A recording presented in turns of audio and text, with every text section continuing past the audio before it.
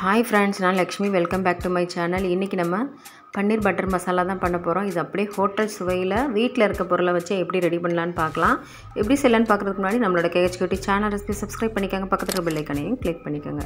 ஒரு கடாய் ஹீட் பண்ணிவிட்டு 1 டீஸ்பூன் அளவுக்கு எண்ணெய் சேர்த்துட்டு 1 பட்டை 2 லவங்கம் 2 ஏலக்காய் சேர்த்துட்டு நல்லா அது பொரிஞ்சதுக்கு அப்புறமா ஒரு மீடியம் சைஸ் பெரிய வெங்காயம் வந்து எடுத்துக்கோங்க.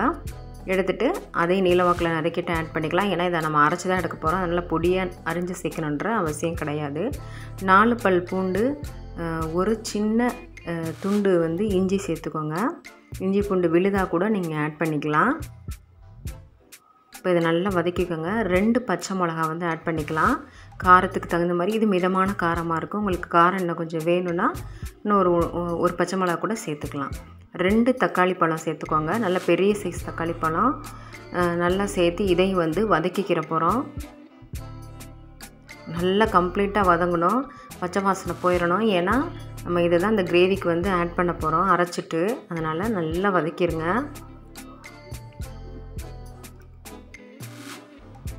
இப்போ இதில் வந்து முந்திரி பருப்பு இருந்தால் முந்திரி பருப்பு ஆட் பண்ணிக்கோங்க. கசகசா கூட ஆட் பண்ணிக்கலாம்.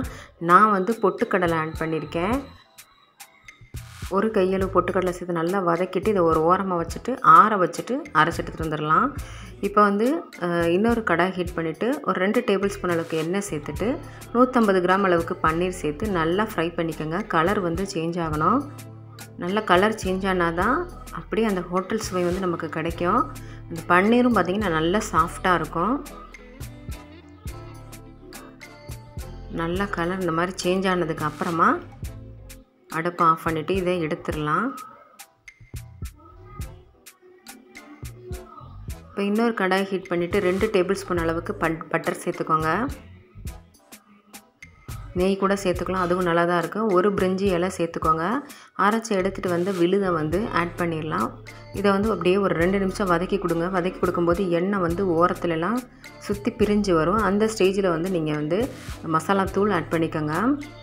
1 டீஸ்பூன் அளவுக்கு கறி மசாலா பவுடர், 1 டீஸ்பூன் அளவுக்கு Kashmiri chilli powder. Kashmiri chilli powder வந்து கலருக்காக ஆட் பண்ணியிருக்கேன்.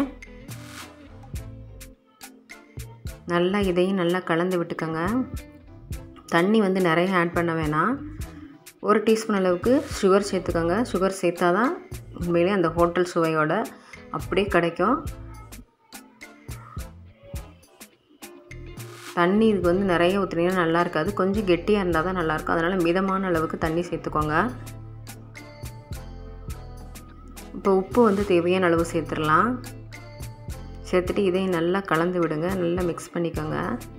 தண்ணி வந்து நான் வந்து அந்த மிக்ஸி ஜாரில் ஒட்டியிருந்தது அந்த இதை தண்ணி ஊற்றி கலந்துட்டு அதை மட்டும்தான் ஆட் பண்ணியிருக்கேன். எக்ஸ்ட்ராவெல்லாம் தண்ணி ஊற்றவே இல்லை.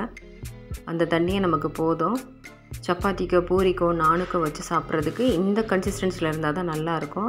இப்போ ரோஸ்ட் பண்ணி வச்சுருந்த பன்னீரை வந்து ஆட் பண்ணிடலாம். கஸ்தூரி மேத்தி இருந்துச்சுன்னா அதை தூவி விட்டுக்கோங்க. ரொம்ப சுவையாக இருக்கும், வாசனையாகவும் இருக்கும். இப்போ இதை கலந்துட்டு ஒரு 2 நிமிஷம் மட்டும் மூடி போட்டு குக் பண்ணி விட்டுருங்க. விட்டுட்டு அடுப்பு ஆஃப் பண்ணிவிட்டு ஒரு பவுலுக்கு வந்து சர்வ் பண்ணுறதுக்கு மாற்றிடலாம். ரொம்ப சுவையாக இருந்துச்சு. நீங்களும் ட்ரை பண்ணி பார்த்துட்டு எப்படி இருந்துச்சுன்னு கமெண்ட் செக்ஷனில் மறக்காமல் உங்கள் ஃபீட்பேக்கை கொடுங்க ஃப்ரெண்ட்ஸ். லைக் பட்டனை ப்ரெஸ் பண்ண மறந்துடாதீங்க. அப்போ தான் இந்த வீடியோ நிறைய பேரை போய் சேரும். தேங்க்யூ ஃபார் வாட்சிங் ஃப்ரெண்ட்ஸ்.